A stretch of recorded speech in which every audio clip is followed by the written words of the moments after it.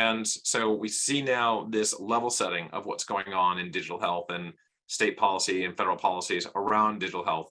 And to dive into that, Lily is going to interview Deanne Primozic from Change Healthcare. And so again, thank you both for joining.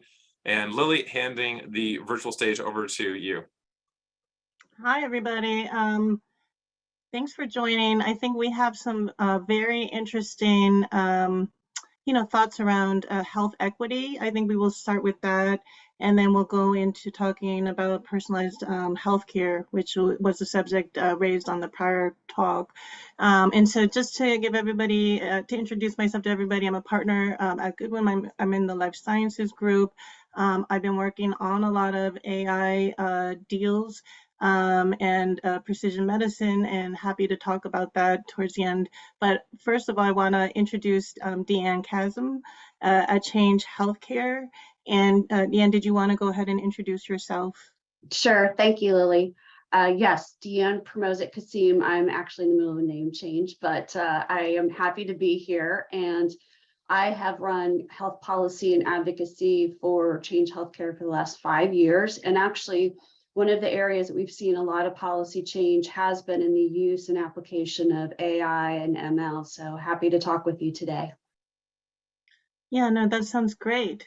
The first question for, I think, our audience, I think everybody, has heard about healthcare equity and that there's been an interest in creation of policy. Maybe you could give us an overview of what the current state of policy is right now around use of healthcare and AI. Sure, happy to. So often the technology is ahead of regulatory policy, and that is no exception with AI and machine learning. From our perspective, particularly in the last 3 to 4 years, we've seen a lot of technological advancement with AI. No doubt there is really unlimited potential for the many applications in healthcare. However, with that, we've seen also some studies that have come out and some real concern about the potential for bias and or discrimination in the use of those algorithms and the use of those data sets, whether it's data sets to train the algorithms or actual live data sets used in production. And a lot of this is really come out from, in 2019, there were some articles in Science and Nature that looked at algorithms that would predict future costs of care, needs for resources, getting folks into appropriate programs. And what we found is some of the algorithms did have some unintended bias, perhaps, in terms of looking at historical data and not necessarily being as predictive as they would like. And unfortunately, when you have algorithms that may not be looking at the whole picture, you run into the unintended consequences of, well, maybe we're not serving the underserved as best we can, or maybe we're accidentally discriminating against some underserved or minority populations. And so that's when you really have this focus on how do we have better checks for bias, both in data sets and in AI? How do we make sure that they're equitable? How do we make sure that the folks that are developing those algorithms have good representation from all sectors and all demographics? So we've seen since then that industry stakeholders across just all of healthcare have looked at how do we have best practices? How do we really determine what is an unbiased algorithm? How do we look at just the fact that we're all human? Humans have unintended bias, we have unconscious and conscious bias. And humans are the ones making these algorithms, right? And they're the ones who will be hopefully interfacing with those algorithms once they're in production in some sort of healthcare software system. So I think we've had a real holistic approach at looking at how do we, number one, look at what's best practices? How do we put some guidelines around this? And what do developers, users, and really also clinicians, patients, and payers need to think about? Because there's so many different use cases. Yeah, and you had circulated an article in Nature that sort of, I think, started a lot of momentum towards trying to address the issue of bias or the unintended bias in the creation of these algorithms. And I understand that there's a lot of momentum now on the federal level and the state level to sort of try to create some policy or some change. And could you describe what's going on at the federal level and then also at the state level? Sure. Yeah, absolutely. Happy to. So at the federal level, the federal level usually moves slower than state, right? I mean, Congress legislates all year, states legislate for some of them all year, but most of them a few months out of the year. So states are really the lab of democracy, as they've been called. But there's a couple different things on the federal level. One is there has been a real focused effort to look at what are some accepted frameworks for how you could do best practices in AI algorithm development. So the NIST AI framework has been one that's come out. There's also been a public-private partnership, which is the Coalition for Health AI, which I'll get into. But also there's been agencies such as Office of the National Coordinator, FDA, CMS, all looking at what are best practices, what makes sense. Should we be doing legislation? Should we be putting regs in place? I mean, there's always this idea that we don't want to necessarily legislate or regulate what we don't understand very well, because that could have some unintended negative consequences. But I think the Coalition for Healthcare AI with this private-public partnership will hopefully bring a lot of good frameworks and guidelines and best practices to light using a consensus-based approach. On the state side, we've seen the most action both in proposed bills last year, which of course lead to regulation when they become law, and also early into this year. And it has everything to do with the whole spectrum of AI. So if I'm a legislator or regulator, it's really sometimes it can become like a black box, right? AI can be this black box. I don't necessarily understand it because they're not tech experts like developers are, but they want to make sure that folks aren't being discriminated against across the board, whether it's denial of healthcare services, denial of life insurance coverage, denial of credit. And often those use cases can get intertangled in legislation. But that said, I think the overall focus moving forward this year will be concern about how AI algorithms are being used in life insurance and underwriting, and making sure that there's no discrimination, no bias going on there. But also, how do we look at healthcare as like the next use case? So more to come as those policies evolve. But I think first and foremost, folks are just very concerned that while there's a lot of power for good in this technology, we shouldn't hinder it from proliferating and being used that way. We want to make sure that we're protecting populations from unintended consequences that might harm them.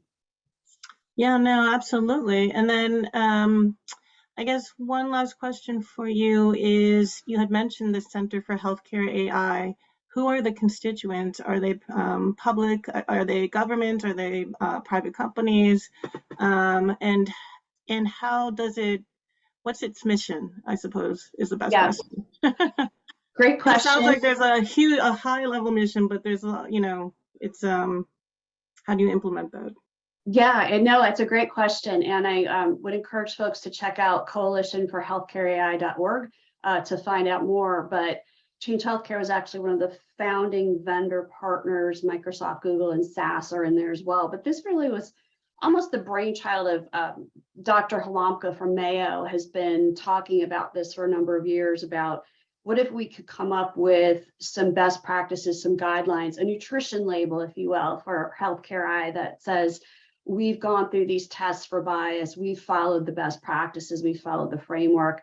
So there's a lot of public sector observations. You have ONC, FDA, and CMS observing this multi-stakeholder consensus group, but you've also got provider and non-governmental types of organizations like MITRE and Duke and Mayo in there as well.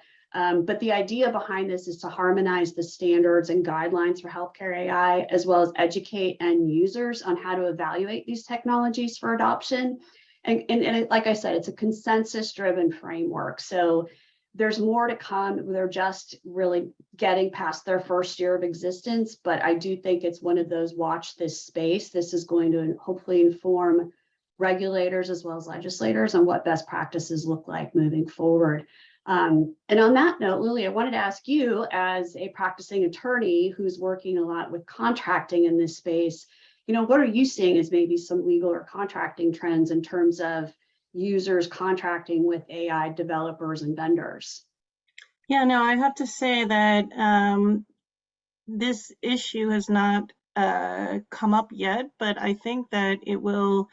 I think it will most certainly be coming. And it's been very interesting to hear you talk right now, because as you've been talking, how to actually implement this, from a government perspective is an interesting one. And I think I saw some comments saying government should stay out of medicine, but I also see that it could be a long process, right? And maybe there is something that can be done from a commercial perspective in terms of commercial contracting, and it would be interesting to see where the coalition where they land, because I think some guidance here, for AI companies, personalized medicine companies might be helpful. Or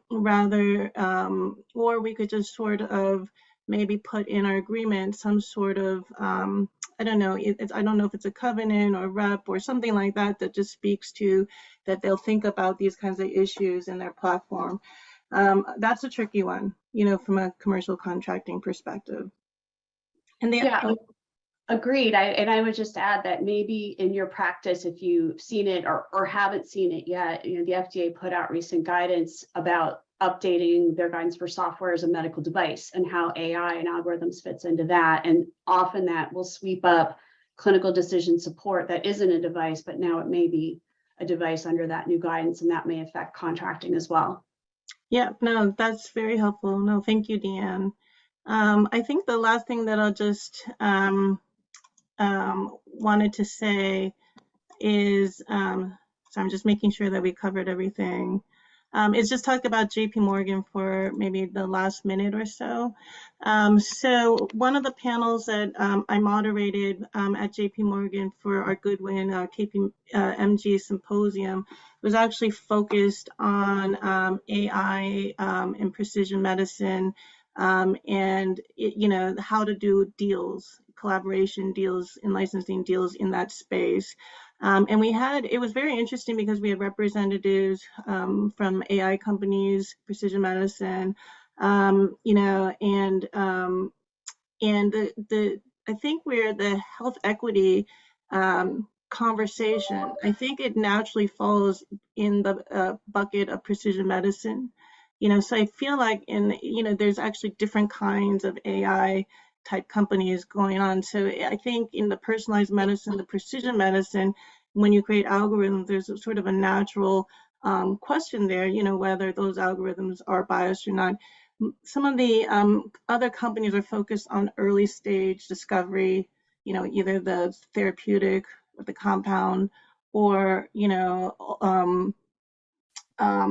ultimately what the target is. And there it seems sort of harder to talk about health care equity there, because at the end of the day, it's sort of activating and getting to science more quickly. And so that's just one thought that I just wanted to put out there. But I think all of this is very interesting. And thank you so much for a really fascinating conversation. Well, thank you for adding your legal insights, Lily. That's fantastic. Thank you both for just a tremendous conversation around one of the foundations of digital health. Thank you for joining us today. Thank you. Thank you.